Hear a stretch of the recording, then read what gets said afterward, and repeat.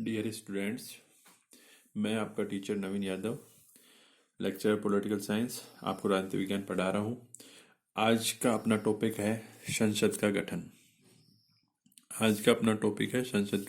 गठन। तो आइए इस टॉपिक को देखते हैं। संसद का जो गठन है वो मेनली इसमें शामिल होने वाले अंगों को देखा जाता है, यानी संसद के अंदर कौन कौन शामिल होते हैं और संसद क्या होता है। यानी सरकार के 3 अंग होते हैं, उनमें संसद किस अंग का नाम है। तो ये जो लोकतांत्रिक जो शासन व्यवस्थाएं होती हैं उसमें जो है सरकार के 3 अंग होते हैं। तो मैं आपको पहले ये बता देता हूँ कि लोकतांत्रिक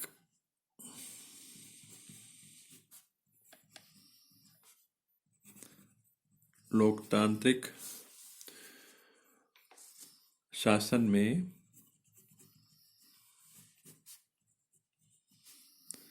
जो अपनी सरकार होती है उसके कितने अंग होते हैं?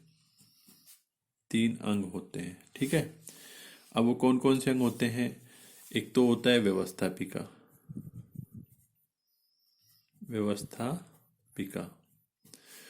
ठीक है, दूसरा होता है कार्यपालिका और तीसरा होता है न्यायपालिका। तो ये जो व्यवस्थापिका जो है इसका काम है कानून बनाना, कार्यपालिका का काम है कानूनों को लागू करना और न्यायपालिका का काम है कि कार्यपालिका और व्यवस्थापिका के कामों की जांच करना कि वो सही तरीके से काम कर रही हैं। तो जितने भी लोकतांत्रिक शासन व्यवस्था जिन देशों में है उन देशों में सरकार जो है उन सरकारों के कितने अंग हैं? 3 अंग हैं। ये बात तय है। अब इन सभी देशों में 3 अंग तो हो गए, लेकिन इन तीनों अंगों के जो नाम हैं वो अलग अलग देशों में अलग अलग बताए गए। जैसे भारत देश में जो व्यवस्थापिका है उसको क्या कहा गया है? संसद। अपने देश में क्या कहा गया है इसको? संसद। कहाँ कहा गया है ये? भारत में। ठीक है, तो अब इसका मतलब सीधा सा मतलब ये है कि जो संसद है व्यवस्थापिका का नाम है अपने देश में, और जो व्यवस्थापिका का कार्य क्या होता है? कानून बनाना। ठीक है, अब हम ये भी देख लेते हैं कि जो दूसरे देश हैं, भारत में तो व्यवस्थापिका को संसद कहा गया है, ठीक है, लेकिन जो दूसरे देश हैं उनमें भी व्यवस्थापिका को क्या संसद ही कहा गया है या इसका कुछ और नाम लिया गया है? तो व्यवस्थापिका के नाम देखते हैं अपन। ये भी छोटे क्वेश्चन बनते हैं इस पे और पूछे जा सकते हैं। व्यवस्थापिका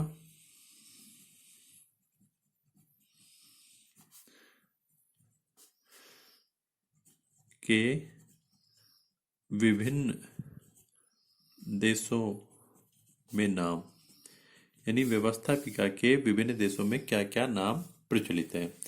जैसे कि अमेरिका, जिसको यूएसए बोलते हैं, ठीक है, इसमें इसको कहते हैं कांग्रेस। इसमें क्या कहते हैं इसको? कांग्रेस। किसको कहते हैं? किसको कहते हैं? व्यवस्थापिका का। व्यवस्थापिका का नाम यूएसए में क्या है? कांग्रेस। अच्छा, ब्रिटेन में क्या है?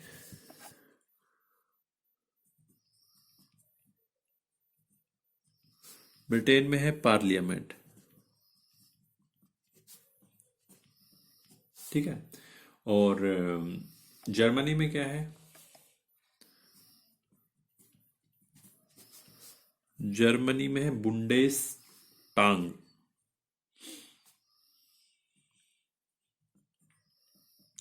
बुंडेस टांग।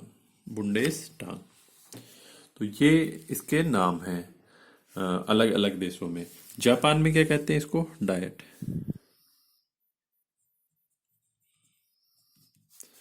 जापान में क्या कहते हैं? डायट। ठीक है, और ईरान में इसे कहते हैं मजलिस। ईरान में क्या नाम है? मजलिस। तो यहां तक का आपको समझ में आया कि संसद का गठन किस प्रकार होता है। तो संसद क्या होती है पहले आपको ये पता होना चाहिए। लोकतांत्रिक सरकार जहाँ होती है, जहाँ जनता द्वारा चुनी हुई सरकार होती है, उस सरकार के 3 अंग होते हैं, व्यवस्थापिका, कार्यपालिका और न्यायपालिका। भारत में जो व्यवस्थापिका का जो नाम है वो संसद दिया गया है। और विभिन्न देशों के जो व्यवस्थापिका हैं, जैसे यूएसए में व्यवस्थापिका को कांग्रेस कहा जाता है, ब्रिटेन में पार्लियामेंट कहा जाता है, जर्मनी में बुंडेस्टाग कहा जाता है, जापान में डायट कहा जाता है और ईरान में मजलिस कहा जाता है। तो ये अपने राजनीति विज्ञान का जो सिलेबस है वो चल रहा है। मेरा टारगेट है कि आप 90 प्लस का स्कोर करो, यानी 100 जो नंबर हैं आपके उसमें से 90 प्लस स्कोर करो। ये और मैं इसके लिए मेरी मेहनत में कोई कमी नहीं रहेगी। अगर आप लोगों ने अगर ठीक ढंग से ईमानदारी से ये वीडियो अच्छी तरीके से देखें और उनका रिवीजन किया तो आपको वास्तव में 90 प्लस का स्कोर मिलेगा। तो ये इसीलिए मैंने लिखा है कि 90 प्लस स्कोर राजनीति विज्ञान में। ठीक है, ये अपने चैनल है पॉलिटिकल साइंस बाय नवीन यादव, तो ये आप देख रहे हैं और मुझे उम्मीद है कि आपको ये पसंद आ रहा होगा। तो आगे चलते हैं। व्यवस्थापिका के विभिन्न देशों में नाम हो गए। ठीक है, अब आती है अपने देश की जो व्यवस्थापिका जो संसद है। अपने देश की जो व्यवस्थापिका क्या है? संसद। इसका गठन यानी इसका निर्माण कैसे होता है। अब इसके निर्माण के लिए संविधान में उल्लेख है। संविधान का अनुच्छेद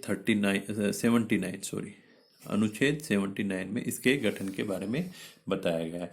उन्होंने उस अनुच्छेद 79 में ये कहा गया है कि जो भारत है, भारत जो देश है, भारत जो संघ है, उसके लिए एक संसद होगी। एक संसद होगी जिसके अंदर क्या होगा? एक राष्ट्रपति होगा, एक राष्ट्रपति और 2 सदन। एक राष्ट्रपति और 2 सदन। 2 सदन कौन कौन से होंगे? राज्यसभा और लोकसभा। ठीक है, समझ में आ गया। ये छोटी सी बात आपको याद रखनी है। संसद है, उसका जो गठन है अनुच्छेद 79 में दिया गया है। और अनुच्छेद 79 में क्या कहा गया कि भारत संघ के लिए एक संसद होगी जो राष्ट्रपति और 2 सदनों से मिलकर बनेगी, जिनमें 2 सदन कौन कौन से होंगे? लोकसभा और राज्यसभा। अब बात ये आती है कि जो राष्ट्रपति है ये हकीकत में तो होता है कार्यपालिका का प्रधान। जैसे ये कार्यपालिका है यानी इसका प्रधान होता है, प्रमुख होता है, लेकिन ये संसद में भी शामिल है, यानी व्यवस्थापिका में भी शामिल है। इसका मतलब ये कानून बनाने की प्रक्रिया में भी शामिल होता है, लेकिन होता तो ये कार्यपालिका का प्रधान है। तो ये जो संसद में जो काम करता है वो राष्ट्रपति की व्यवस्थापिका से संबंधित शक्तियां हो जाती है, या वैधानिक शक्तियां कहलाती हैं। अब बात आती है कि ये जो संसद है ये हमारे देश में अपनाई गई। संविधान में अनुच्छेद 79 में ये बात कही गई। अब ये है कि ये हमने कहाँ से देखी, हमें संसद का विचार कैसे आया कि भारत में संसद होनी चाहिए। तो इसमें ये कहा जा रहा है कि हमने ये जो परंपरा है ये इंग्लैंड से ग्रहण की। यानी इंग्लैंड जो देश है, ब्रिटेन जो देश है, उसने हमारे ऊपर शासन किया है। तो इसका मतलब ये है कि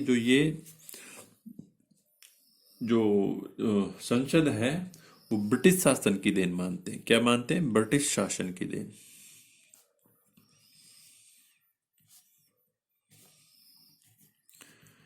संसद को क्या मान लिया जाता है? ब्रिटिश शासन की देन। लेकिन ये उचित नहीं है, क्योंकि हमारा जो प्राचीन जो सभ्यताएं हैं जिनमें ऋग्वेद के समय हमारे 4 वेद हैं, है ना, उसमें सबसे प्राचीन वेद है ऋग्वेद। उसके टाइम में भी हमारे देश में इस प्रकार के लोकसभा और राज्यसभा के सदृश कुछ सभाएं होती थी जिनका उल्लेख हमारे ऋग्वेद में भी मिलता है। तो वो कौन कौन सी होती थी उसके बारे में जानते हैं। देखो, ऋग्वेद कालीन, किस समय? ऋग्वेद के समय हमारे यहाँ पे 2 संस्थाएं होती थी। एक तो होती थी सभा, ठीक है, और एक होती थी समिति। सभा और समिति, ठीक है। ये जो सभा जो होती थी, ये तो थी विशिष्ट लोगों का संगठन। सभा में कौन थे? विशिष्ट लोग। सभा में तो विशिष्ट लोग शामिल होते थे, जबकि जो समिति थी, उस समिति में साधारण जनता शामिल होती थी। तो ये तो हमारी लोकसभा के सदृश्य है।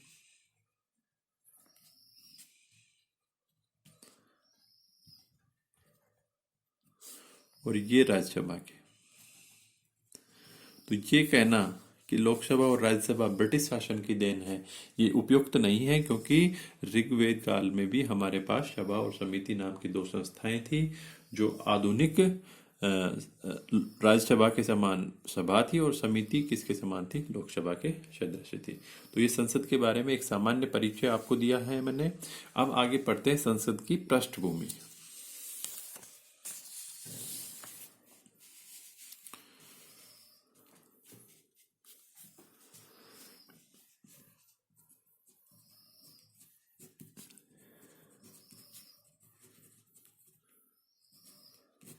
संसद की पृष्ठभूमि, ठीक है। संसद की पृष्ठभूमि यानी संसद के जो अपना जो अतीत है। संसद तो हमारे देश का हमारा देश आज़ाद कब हुआ? 15 अगस्त 1947 को। उसके बाद हमने संविधान बनाया, जो 26 नवंबर 1949 को बनकर तैयार हुआ।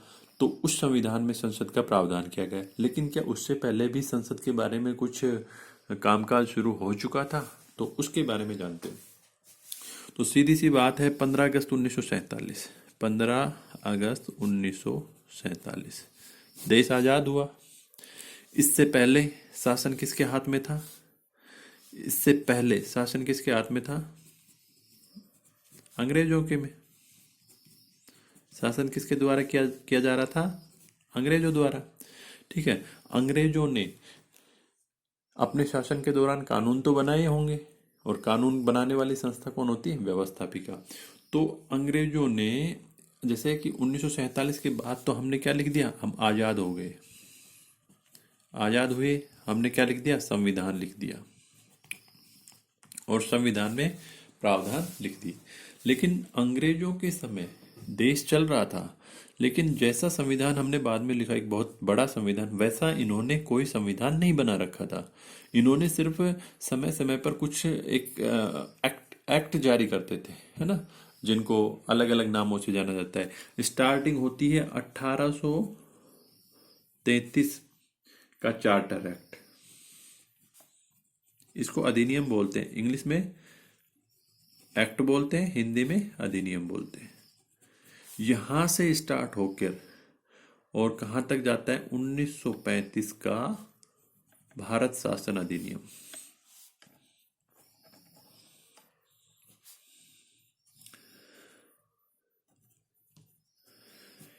यानी अंग्रेजों ने इतने सारे एक्ट जारी किए। अब उनके अंदर इन्होंने कहीं ना कहीं संसद के समान एक कानून बनाने वाली एक सभा का निर्माण किया, जिसका प्रथम जो उल्लेख मिलता है वो 1892 का एक अधिनियम था। 1892 का अधिनियम।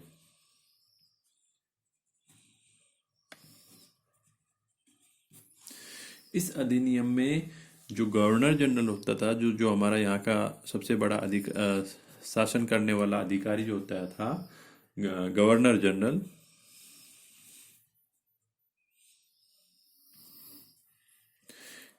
इसके अंडर में एक विधान परिषद का गठन किया गया, जो किसके सदृश थी? जो किसके सदृश थी? संसद के। यानी संसद की पृष्ठभूमि यहां से स्टार्ट होती है। कब से? 1892 का अधिनियम। गवर्नर जनरल एज ए उस समय का राष्ट्रपति, लेकिन चुनाव नहीं होते थे, ये सीधा अंग्रेजों द्वारा, इंग्लैंड द्वारा भेजा जाता था अपने भारत में। उसके लिए कानून बनाने के लिए एक परिषद का गठन हुआ, जिसको विधान परिषद कहते थे। इसमें उस समय 1892 की बात है, उस समय कुल 16 सदस्य थे, जिसका 1/4 भाग यानी 4 सदस्य निर्वाचित निर्वाचित होते थे। बाकी सदस्यों का जो चुनाव है वो किसके द्वारा किया जाता था? अंग्रेजों द्वारा अपनी मनमर्जी से किया जाता था। लेकिन इसके बाद एक और इसके अंदर नाम जुड़ा, वो था 1909 का अधिनियम।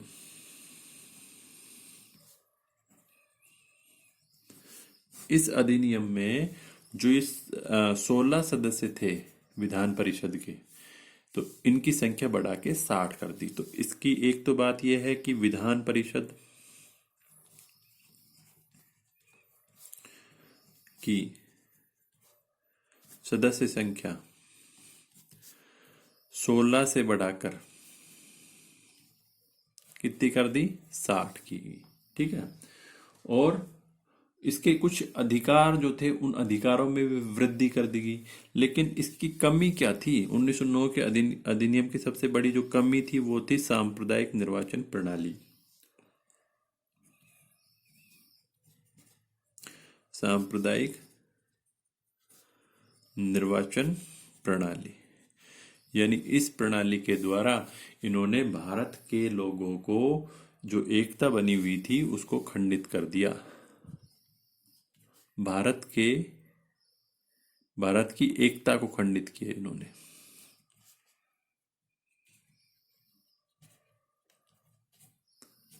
कैसे खंडित किया? इसको खंडित ऐसे किया कि इन्होंने मुस्लिमों के वोट मुस्लिम देंगे, मुस्लिम, हिंदू, ईसाई, इनके लिए अलग अलग निर्वाचन क्षेत्र बना दिए। और इनके जो जो वोटर जो थे वो मुस्लिम वोटर मुस्लिम कैंडिडेट को ही वोट देगा, और हिंदू कैंडिडेट के लिए हिंदू ही वोट देंगे, और ईसाइयों के लिए ईसाई ही वोट देंगे। ऐसी एक जो निर्वाचन प्रणाली थी वो इन्होंने स्टार्ट की। ठीक है। इसके बाद एक 1935 का अधिनियम, यहाँ लिख देता हूँ मैं, 1935 का अधिनियम काफी कुछ इसके प्रावधान हमने जो अपने संविधान है उसमें लिए हैं। ठीक है। बहुत बड़ा अधिनियम था। इसने एक काम किया कि जो केंद्रीय स्तर जो था, केंद्रीय जो स्तर यानी पूरे भारत का जो केंद्र का जो प्रशासन था, वहां पे जो विधान परिषद थी उसके 2 सदन कर दिए गए। ठीक है। विधान परिषद कैसी कर दी? 2 सदन। और उसके जो एक सदन था उसको राज्य परिषद कहा गया, और जो दूसरा सदन था उसको विधानसभा कहा गया। ठीक है। एक सदन को राज्य परिषद कहा गया और दूसरे को विधान सभा कहा गया, जो कहीं ना कहीं राज्य परिषद राज्यसभा का रूप है और विधानसभा लोकसभा का प्रतिरूप है।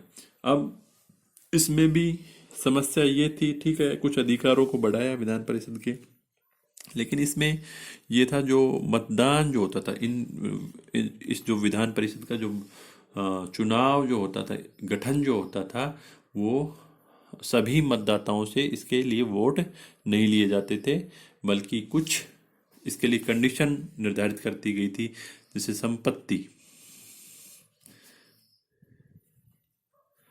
संपत्ति के आधार पर वोट देने का अधिकार।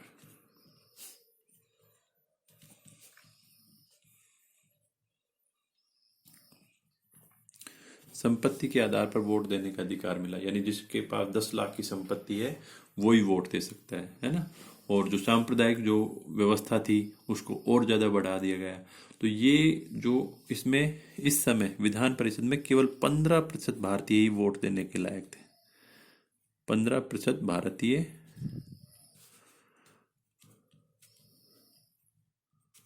वोट दिए। 15% भारतीयों ने ही वोट दिए। कारण क्योंकि इसकी जो शर्तें थी, इतनी संपत्ति होनी चाहिए, इतना पढ़ा लिखा होना चाहिए, जो कुछ होना चाहिए, वो सभी पूरा नहीं कर रहे थे। तो कहीं ना कहीं अब हम देखते हैं कि इसकी पृष्ठभूमि यानी दो भागों में बंटती है। इसकी पृष्ठभूमि आज़ादी से पहले शासन अंग्रेजों के हाथ में था। उन्होंने बहुत सारे एक्ट जारी किए, 1833 का चार्टर अधिनियम जारी किया, है ना, और जो लास्ट का था 1935 का शासन अधिनियम जारी किया। इसके बीच में ऐसे ऐसे अधिनियम जारी किए जिन्होंने संसद की एक पृष्ठभूमि तैयार की। 1892 का जो अधिनियम है वो गवर्नर जनरल के लिए एक विधान परिषद का गठन की बात करता है ना। जो विधान परिषद कैसी होगी, एक तरह से संसद के समान ही थी, संसद का पुराना रूप था, है ना। और उस विधान परिषद में 16 सदस्य की नियुक्त किए गए, जिनमें से 1/4, 16 का 1/4 यानी 4 सदस्य कैसे थे, निर्वाचित थे। इसके अलावा इसके बाद फिर 1909 का अधिनियम आया। उसमें विधान परिषद की जो सदस्य संख्या 16 थी उसको बढ़ाकर कितना कर दिया, 60 कर दिया। मतलब कुछ ना कुछ बढ़ोतरी होती जा रही है। और लास्ट में तो फिर 1947 के बाद तो अपनी संसद आई जाती है। तो उसमें कमी क्या थी, सांप्रदायिक निर्वाचन प्रणाली थी जो भारत की एकता को खंडित कर रही थी, है ना। मुस्लिम के वोट मुस्लिम देगा, हिंदू के वोट हिंदू देगा, ईसाई के वोट ईसाई देगा, ऐसा कुछ उसमें बताया गया था। उसके बाद आया 1935 का अधिनियम। इन्होंने केंद्रीय स्तर पर जो विधान परिषद थी उसके 2 सदन कर दिए, यानी द्विसदनीय विधान परिषद कर दी गई। एक तो सदन राज्य परिषद होगा और दूसरा विधान परिषद। लेकिन इसमें भी बहुत सारी कुछ कमियां थी। क्या कमियां थी, इसका जो निर्वाचन होता था विधान परिषद के सदस्यों का, वो संपूर्ण भारतीय जनता सार्वभौमिक वयस्क मताधिकार के आधार पर नहीं करती थी, बल्कि कुछ लोगों को संपत्ति के आधार पर वोट देने का अधिकार दिया गया। इस प्रकार सिर्फ 15% भारतीयों ने ही इसके लिए वोट दिए। तो कम इसको हम कह सकते हैं कि ये एक अलोकतांत्रिक पद्धति थी। ठीक है, इसमें सभी जो नागरिक हैं उनको हिस्सेदारी नहीं मिली थी।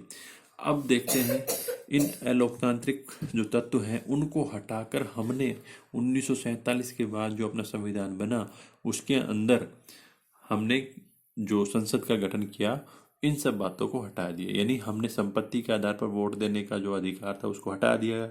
हमने सभी को सार्वभौमिक वयस्क मताधिकार प्रदान किया, है ना। और विधान परिषद की जगह हमने नाम ले दिया संसद, राज्य परिषद की जगह बन गई राज्यसभा और विधानसभा की जगह बन गई लोकसभा। तो अब देखते हैं संसद का गठन। संसद के गठन के अंदर एक अनुच्छेद दे रखा है, उस अनुच्छेद को आप याद रखोगे।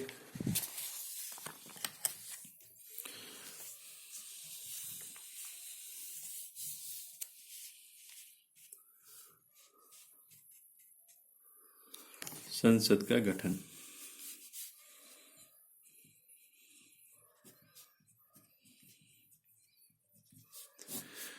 अनुच्छेद 79। ठीक है, पहले ही बता चुका हूं मैं। इसके अंतर्गत क्या बताया कि भारत की एक संसद होगी, उसमें एक राष्ट्रपति और 2 सदन शामिल होंगे, लोकसभा और राज्यसभा। और अब उसमें जो राष्ट्रपति है, जो राष्ट्रपति जो होता है वो कार्यपालिका का प्रधान होता है। क्या होता है, कार्यपालिका का प्रधान होता है। लेकिन वो व्यवस्थापिका संसद में भी शामिल है। तो इसका मतलब जो संसद में शामिल है राष्ट्रपति, ये उसकी क्या होगी, राष्ट्रपति संसद में शामिल है। इसका मतलब राष्ट्रपति की ये क्या है, विधायी शक्तियां, कानून बनाने की शक्तियां, विधायी शक्तियां। तो ये विधायी शक्तियां अपन पढ़ेंगे नेक्स्ट चैप्टर में। लेकिन वो चैप्टर हटा दिया गया है, लेकिन फिर भी हटा दिया गया जरूर गया है, लेकिन उसकी विधायी शक्तियां इस चैप्टर का अंग है। तो वो हम विधायी शक्तियां पढ़ेंगे उसके अंतर्गत। अब हम देखते हैं कि जो संसद के जो सदस्य जो बनते हैं वो कौन बन सकता है। संसद सदस्य होने की योग्यताएं,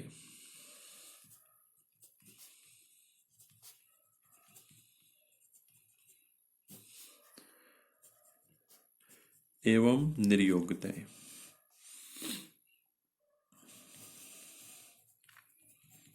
यानी संसद का सदस्य कौन तो हो सकता है, कौन नहीं हो सकता। अब इसके लिए पहली जो शर्त है वो भारत का नागरिक होना चाहिए।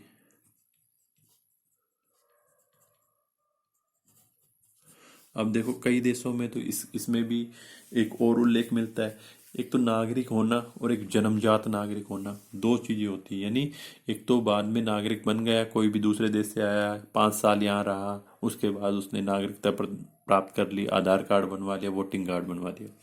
एक तो वो नागरिक होते हैं, एक वो होते हैं जिनका जन्म भारत में ही हुआ है। तो ये मांग की जा रही है कि संसद में उन्हीं को चुना जाना चाहिए जो जन्मजात भारत के नागरिक हो। लेकिन अभी तक ऐसा नहीं हो पाया है। अच्छा, अब है राज्यसभा। राज्यसभा के लिए तो 30 वर्ष, ठीक है। और लोकसभा 25 वर्ष आयु पूर्ण होनी चाहिए। यानी राज्यसभा के लिए 30 वर्ष और लोकसभा के लिए 25 वर्ष की आयु पूर्ण होनी चाहिए, तभी वो क्या बन सकता है, इनका सदस्य बन सकता है। अच्छा, और संसद द्वारा निर्धारित योग्यताएं,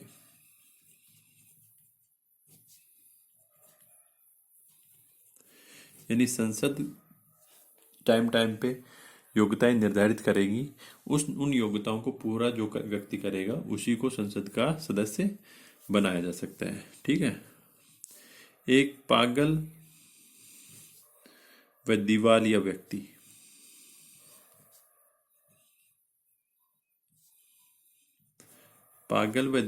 व्यक्ति सदस्य नहीं बन सकता,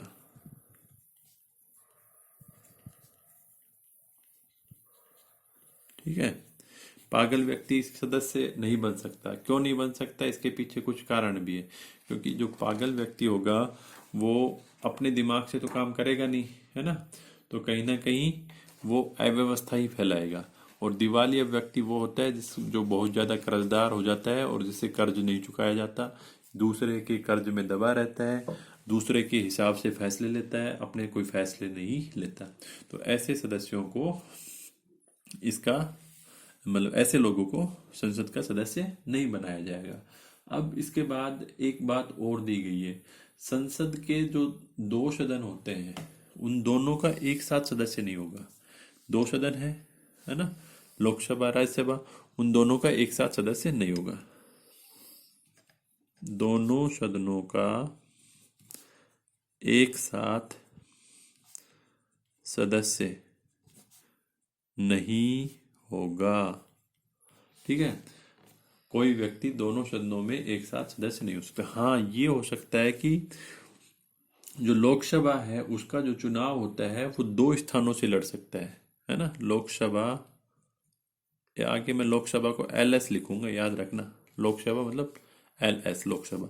लोकसभा के जो चुनाव होते हैं वो 2 स्थानों से लड़ सकता है, 2 स्थानों के लिए लड़ सकता है।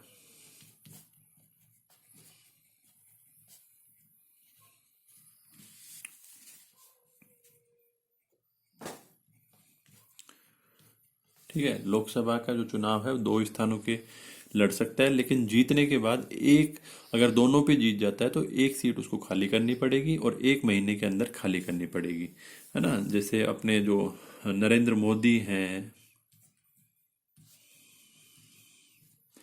ये वडोदरा प्लस वाराणसी दोनों जगह से चुनाव लड़े थे, ठीक है। और इन्होंने अपनी सदस्यता कहाँ से रखी, वाराणसी से, यानी एक रख सकते हैं। अच्छा, इसके अलावा निर्योग्यताएं क्या है, 10वीं अनुसूची दे रखी है अपने एक, 10वीं अनुसूची। उसमें ये बताया गया है कि दल बदल अगर कोई करेगा, दल बदल करेगा तो उसकी संसद सदस्यता बर्खास्त कर दी जाएगी।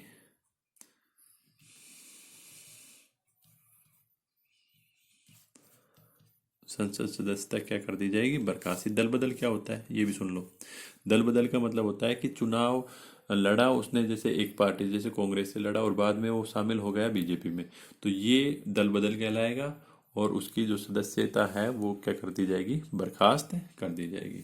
इसके अलावा और भी कुछ कारण हैं, जैसे चुनावी अपराध और चुनाव में भ्रष्ट आचरण का दोषी अगर पाया जाता है, चुनावी अपराध और चुनाव में भ्रष्ट आचरण का दोषी,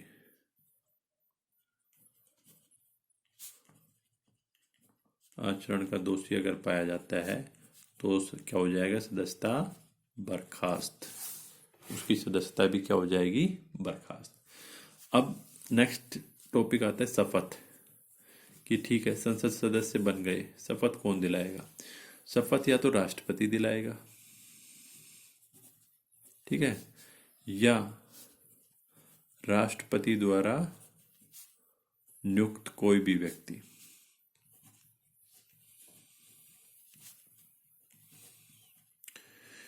संसद सदस्यों को शपथ कौन दिलाता है, या तो राष्ट्रपति या राष्ट्रपति द्वारा नियुक्त व्यक्ति। ठीक है, क्लियर। इसके आगे आता है संसद के सत्र।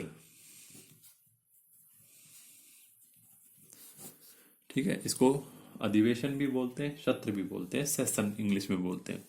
अनुच्छेद 85 में इसका वर्णन है। किस अनुच्छेद में, अनुच्छेद भी याद रखना इनके। अनुच्छेद 85 में इसका वर्णन है कि जो राष्ट्रपति है वो समय समय पर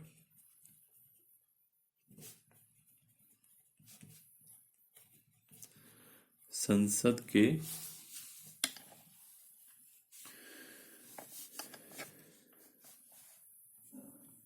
सत्र आयोजित करवाता है। ठीक है, मेनली जो अपने जो अधिवेशन जो सत्र जो होते हैं उनमें ज्यादा से ज्यादा 6 महीने का अंतर हो सकता है, यानी 2 सत्रों के मध्य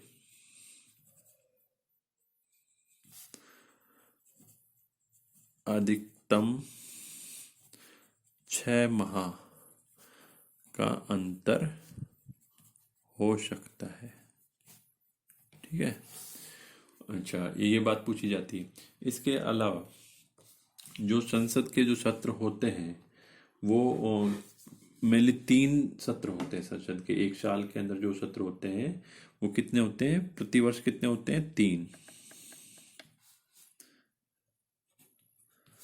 3 सत्र होते हैं। जो पहला सत्र होता है वो होता है बजट सत्र। दूसरा जो सत्र होता है वो होता है मानसून सत्र, और जो तीसरा जो सत्र होता है वो होता है शीतकालीन सत्र। अब जो बजट सत्र जो होता है वो तो होता है फरवरी से मई के बीच में। ठीक है, मानसून सत्र होता है वो जुलाई से और सितंबर के मध्य होता है। ठीक है, शीतकालीन जो सत्र होता है वो होता है नवंबर दिसंबर। इनकी डेट्स फिक्स नहीं है, आसपास उसी के अंदर होगा। ठीक है, अब जो इनकी जो 2 चीजें हैं वो चीजें याद रखना बिल्कुल। ये तो एक तो पूरा सत्र होता है, जैसे ये सत्र बजट सत्र है, मानसून सत्र ये है। तो सत्र की शुरुआत कौन करता है, वह सत्रावसान। सत्र की शुरुआत और दूसरा क्या है, सत्रावसान, यानी सत्र का अवसान खत्म, ये करता है राष्ट्रपति। पूरे सत्र को बजट सत्र बुलाना और उसका एंड करना। अच्छा, इसके अलावा प्रत्येक सत्र में बैठकें होती रहती हैं और उनको कार्रवाई चलती रहती है। तो बैठक स्थगित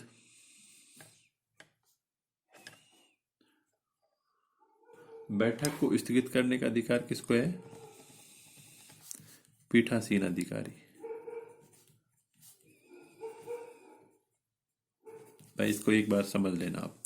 सत्र की शुरुआत का मतलब है जैसे बजट सत्र शुरू हुआ, फरवरी में शुरू हुआ, तो शुरू कौन करेगा? राष्ट्रपति। लास्ट हो गया मई के अंदर, एंड किस कौन करेगा? राष्ट्रपति। लेकिन फरवरी के अंदर जैसे 2 फरवरी का दिन है, 2 फरवरी की बैठक हुई, उसमें हंगामा हो गया, उसको पोस्टपोन करना है कि आज ये बैठक आगे नहीं चलेगी, वो कौन करेगा? पीठासीन अधिकारी। लोकसभा में लोकसभा का अध्यक्ष पीठासीन अधिकारी होता है, राज्यसभा में राज्यसभा का सभापति होता है। ठीक है। अगली चीज है गणपूर्ति।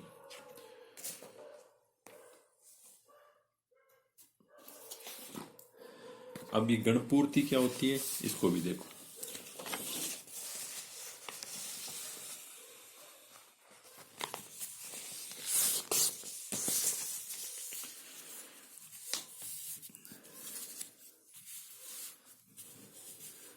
नेक्स्ट अपना टॉपिक है गणपूर्ति।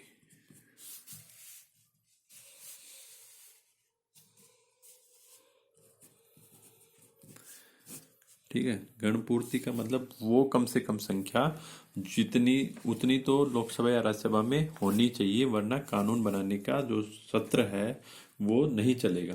तो ये गणपूर्ति होती है सदन के कुल सदस्यों का 1/10। ठीक है।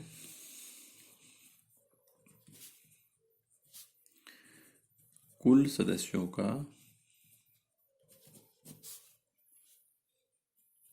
इसके अंदर पीठासीन अधिकारी भी शामिल है।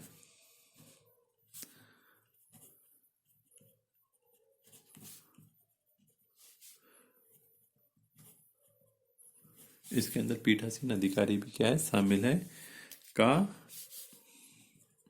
1/10 भाग। ठीक है। पीठासीन अधिकारी का मतलब लोकसभा में लोकसभा अध्यक्ष और राज्यसभा में राज्यसभा का सभापति। जैसे लोकसभा है, एलएस लिखूंगा मैं। एलएस में कितने सदस्य हैं? 545 फिलहाल। ठीक है। 545 का 1/10 क्या हो गया? 545 गुना 1/10, 54.5 यानी 55 व्यक्ति, मतलब 54.5 व्यक्ति तो हो नहीं सकते, 55। आरएस यानी राज्यसभा। आरएस का मतलब क्या है? राज्यसभा। राज्यसभा में 245 सदस्य होते हैं, इसका 1/10 कितना होगा? 245 गुणा 1/10 यानी 24.5, इसका मतलब 25 व्यक्ति, 25 सदस्य। ठीक है। और लोकसभा में कितने? 55 सदस्य। अब अगली बात आती है संसद की भाषा क्या होगी। संसद की भाषा, संसद में 2 प्रकार की भाषाएं चलती है, एक तो हिंदी और दूसरी अंग्रेजी। लेकिन इनके अलावा भी कोई व्यक्ति हिंदी और अंग्रेजी दोनों को ही नहीं जानते, संसद का सदस्य है, वो अपनी बात रखने के लिए अपनी मातृभाषा का प्रयोग भी कर सकता है। ठीक है। इसके अलावा एक और उपबंध है कि मंत्रियों एवं महान्यायवादी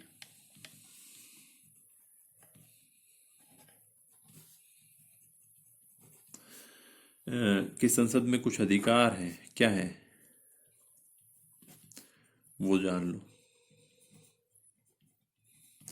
महान्यायवादी क्या होता है? ये सरकार का सबसे बड़ा वकील जो होता है उसको महान्यायवादी बोला जाता है। मंत्री आप जानते हो जो मंत्री होते हैं, यानी लोकसभा के राज्यसभा के ऐसे सदस्य जो मंत्री बन जाते हैं, कार्यपालिका में चले जाते हैं। तो अब देखिए, ये दोनों संसद में